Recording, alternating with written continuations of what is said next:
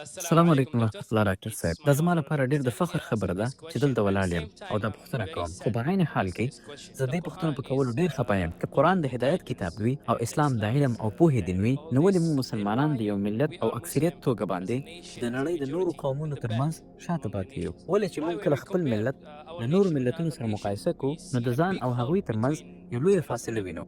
روډ ډېره ښه پوښتنه وکړه، مهمه او پر ځای پوښتنه یې وکړه. که قرآن د ساینس ټکنالوژي په اړه دومره معلومات لري او د علم او هدایت کتاب دی، نو بیا ولې موږ مسلمانان وروسته پاتې یو؟ دا ډېره ښه پوښتنه ده.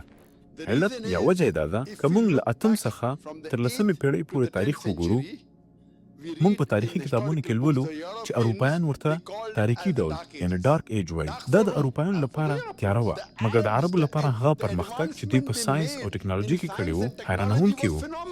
په هغه وخت کې که تاسو غوښتل چې په ساینس پوه شئ یا څېړنه وکړئ، نو باید عربي مو زده کړی وی، لکه څنګه چې نن موږ انګلیسي زده کوو. په هغه وخت کې مسلمانان د نړۍ په سر کې وو، ځکه چې موږ قرآن او سنت ته نږدې وو.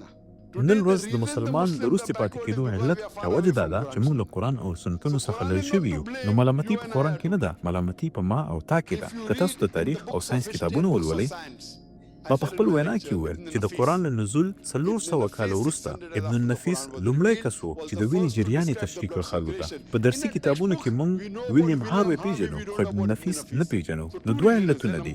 لومړی دا چې مسلمانان قرآن او له سنت څخه لرې شوي. دویم رسنۍ لوی کار کوي. زما د ښوونځي په کتابونو کې ما هیڅکله ابن النفیس نوم نه و اورېدلی. یوازې له څېړنې وروسته پوه شوم چې زما په درسي کتاب کې یوازې د ویلیام هاروی یادونه شوې وه.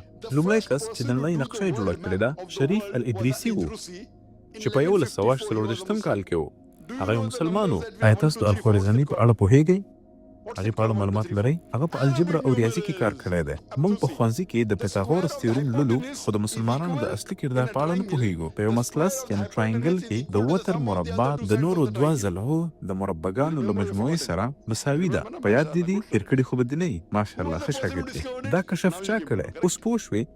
د نه پوهېدو ناوخته پوهېدل ښه دي. البتاني او نور مسلمانانو په مثلثاتو یا ټرایګونومټري کې اصلي سړی څوک دی؟ موږ کیمیا لولو. د کیمیا پلار څوک دی؟ موږ ګیبر پیژنو. خو دا ګیبر نه دی، دا جابر بن حیان و. هغوی غوښتل چې دا نوم غربي کړي او د جابر نه یې ګیبر کړي، نو ځکه ګیبر د غربي نوم غوندې ښکاري.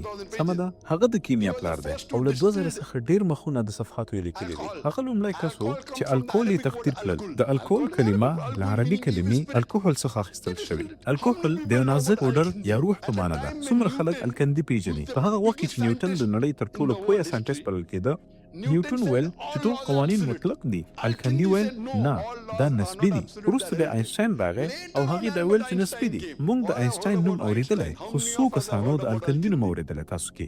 بنو موسی ورونه محمد، احمد او حسن، هغوی د ځمکې چې کوم فاصله ده، هغوی د ځمکې مساحت وټاکه، دا یې وشمېره. داسې وخت کې چې موږ حتی په دې نه پوهېدو چې ځمکه ګوله ده که نه. په هغه وخت کې د هغې د ځمکې د مساحت کافي اندازې سره دقیق حساب کړی و. که تاسو د ابن عباس په اړه ولولئ، هغوی په طب باندې 2000 صفحات لیکلي وو. که تاسو ابن سینا پیژنئ، هغه په غرب کې اویسینا په نوم پیژندل کېږي. هغه ته ختیځ ارسطو ویل کېدل. زه کولی شم مثالونو ته دوام ورکړم. مسلمانان د نړۍ په سر کې وو، ځکه موږ قرآن او سنت ته نږدې وو. نن ورځ موږ له قرآن او سنت لرې یو. په هغه وخت کې په ساینس کې د پرمختګ لپاره د عربي زده کړه ضروري وه. دا د نړۍ تر ټولو غوره ژبه وه. نن هغه مقام چیرته دی؟ څوک ملامت دي؟ موږ ملامت یو. نو له ټولو ورونو او خویندو نه هیله کوم قرآن ته راوګرځېږئ او مطالعه وکړئ. قرآن تر ټولو مثبت کتاب دی. دا انسانیت ته یو اعلان او د حکمت یو چینه ده. دا غافلانو ته خبرداری ده، بېلارو ته لارښود او تسلي ده. تاسو دا ګټې یوازې هغه وخت ترلاسه کولی شئ چې قرآن په فهم سره ولولئ. که په عربي نه پوهېږئ، نو د هغه ژبې په ترجمې کې ولولئ چې تاسو پرې پوهېږئ. عمل پرې وکړئ. انشاءالله دا به ستاسو د ژوند لپاره لارښود وي. هیله ده چې د پوښتنې ځواب شوی وي.